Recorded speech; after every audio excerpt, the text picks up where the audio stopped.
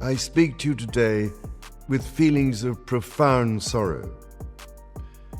Throughout her life, Just 3 minutes ago, the palace fractured the winter stillness with a confirmation no one had foreseen, declaring that King Charles's abdication date was now genuinely looming, and that the reality behind it was far darker than the announcement suggested, with the path to this moment being a story the monarchy had attempted to keep contained for months, the silence finally breaking at precisely 6:51 a.m. when, while much of Britain remained wrapped in the muted hush of a late winter dawn, Buckingham Palace issued a bulletin so stark and so meticulously worded that even the most experienced royal correspondents paused before reading it aloud, stating only clarification regarding His Majesty.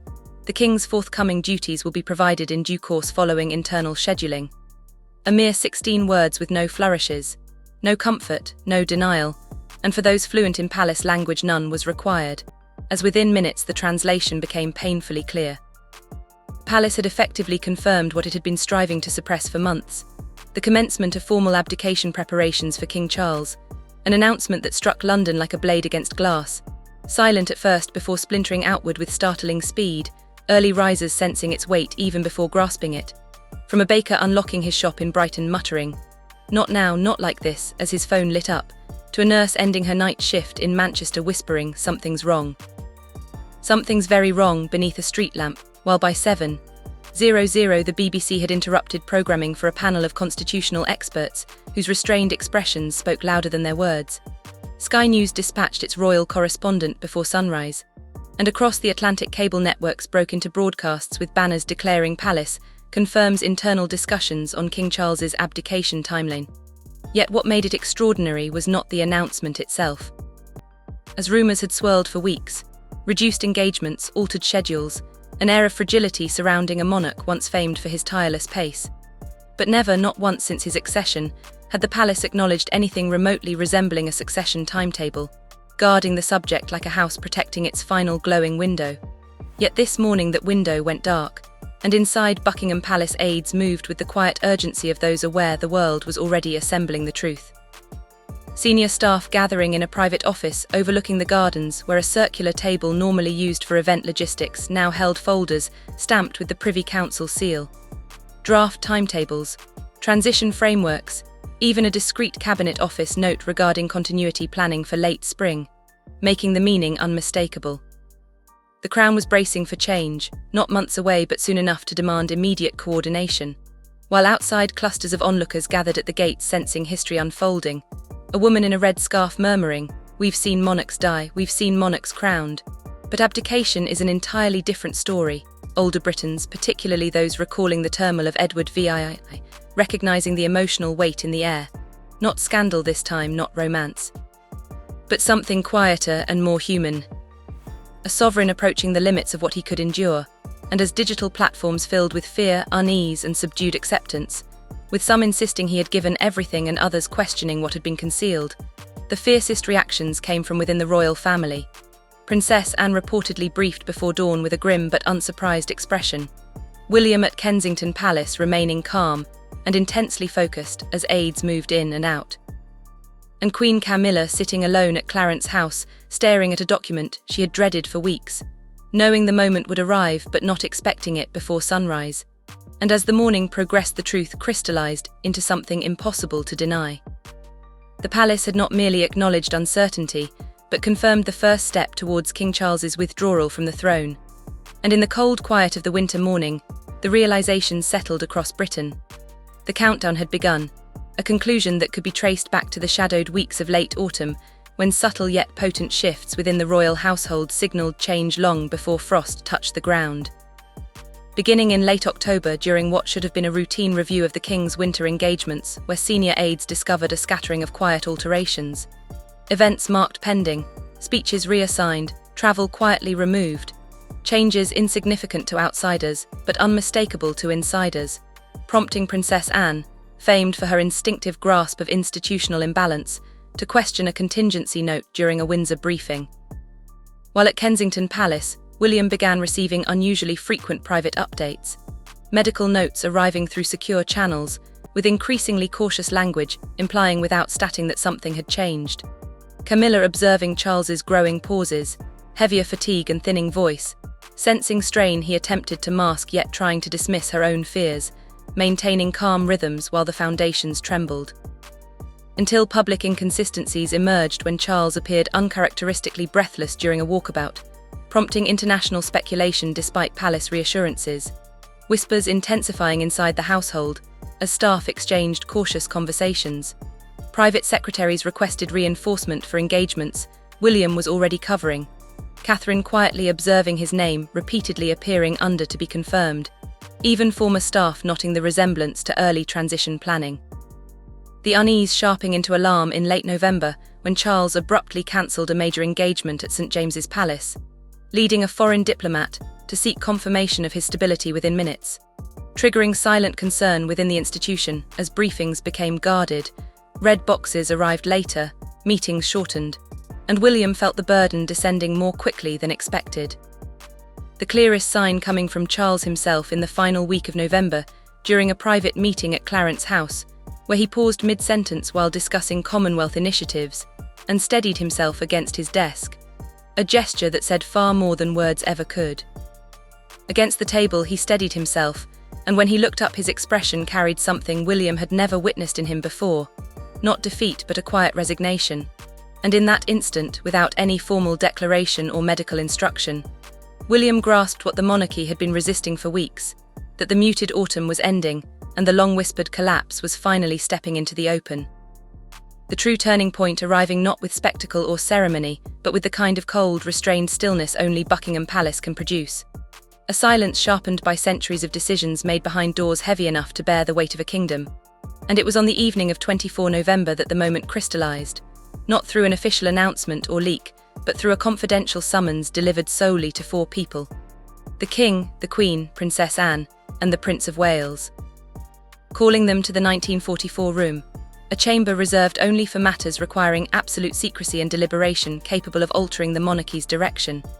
The room dimly lit with frost on the tall windows, and a long polished table that felt stripped of grandeur, waiting gravely as Charles entered, first accompanied by advisors carrying red-taped folders signalling medical and constitutional briefings. His movements slow and deliberate, Anne arriving composed but tense. William entering calm and resolute as he positioned himself beside his father, and Camilla pausing at the doorway with dread before grounding herself at the table. The doors closing with a heavy finality as a senior physician delivered blunt medical truths that the king's condition, though stable in parts, required limitations incompatible with the pace and duty of an active sovereign.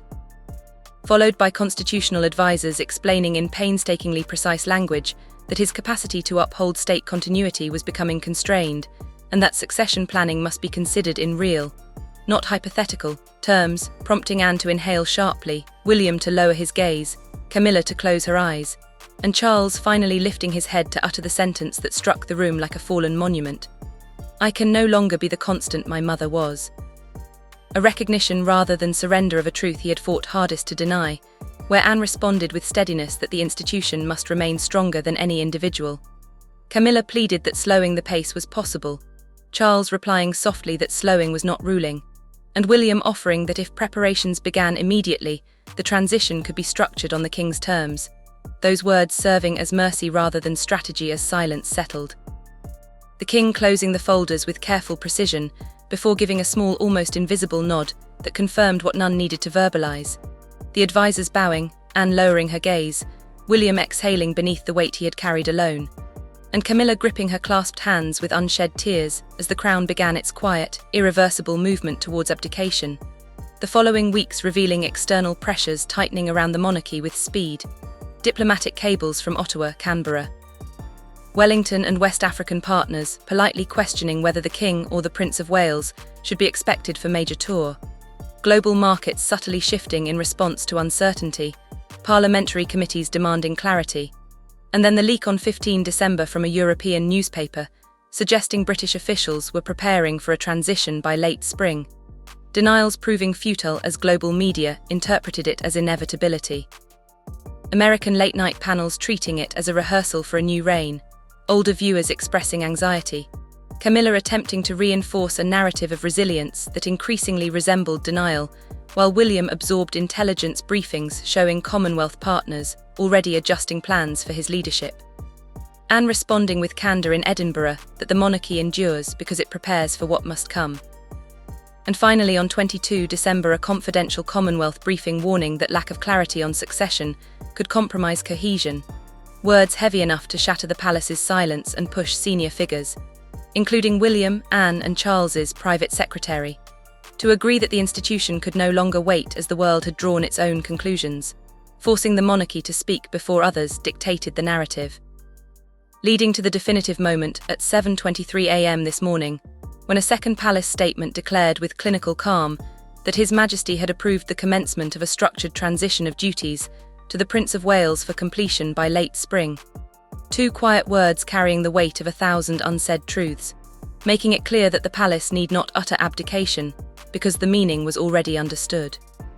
For the first time in nearly a century, Britain was preparing for a monarch to step aside by his own choosing, guided not by scandal or turmoil but by human limitation. And inside Buckingham Palace, the reaction among senior staff was solemn yet unsurprised, as they had spent weeks shaping contingency plans, drafting timetables, and rehearsing the choreography of a transition no one dared voice aloud. Work that would now accelerate as protocol officers reviewed coronation frameworks. Financial teams adjusted sovereign grant calculations, and constitutional advisors finalised Privy Council briefings, the palace seeming to exhale for the first time in months, not with relief, but with acceptance. Though for the family the emotional weight was far heavier as Charles requested solitude in Clarence House, spending much of the morning seated by the window of his private study with folded hands staring across the frost-covered gardens.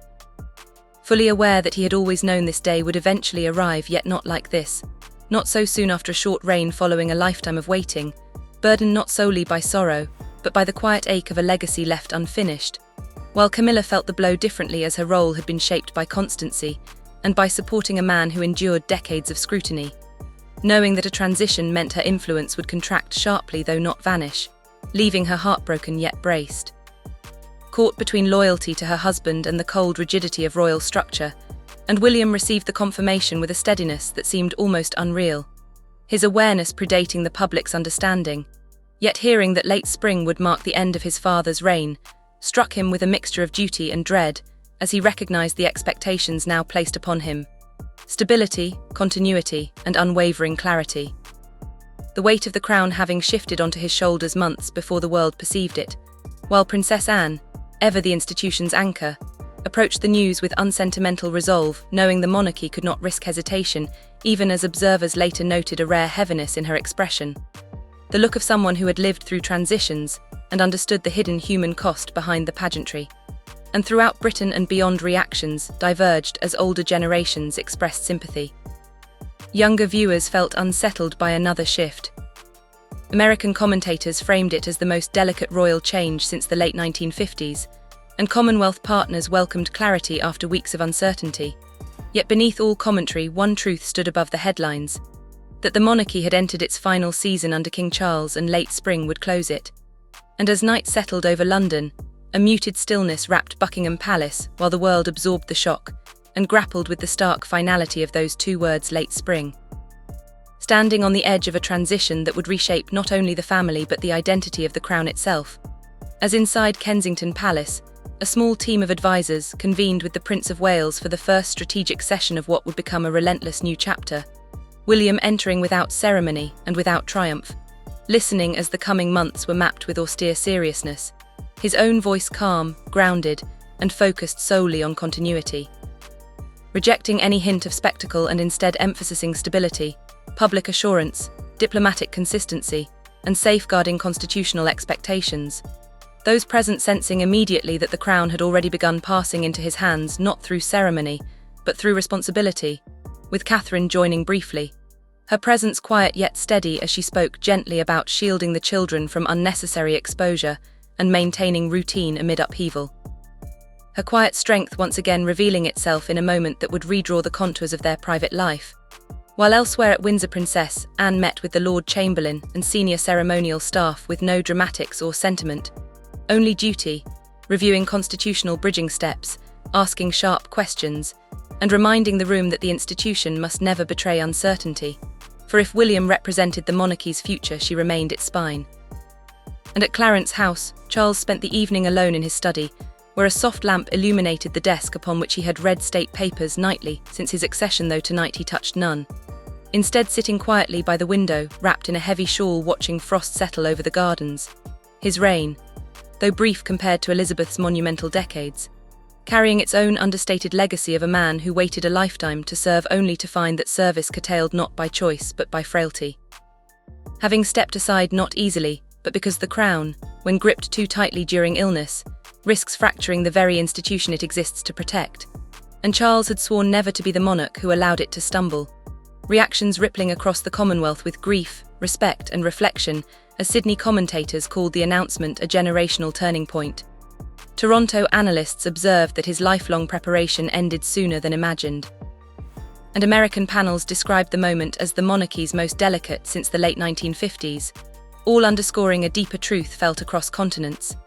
That a new era was no longer approaching but arriving, not theoretical or distant, but imminent in the slow thaw of late spring. The weight and legacy of the crown already shifting from father to son. Leading to the question of what people think about Prince William stepping into the throne, and inviting viewers to share their thoughts in the comments before continuing with the next video.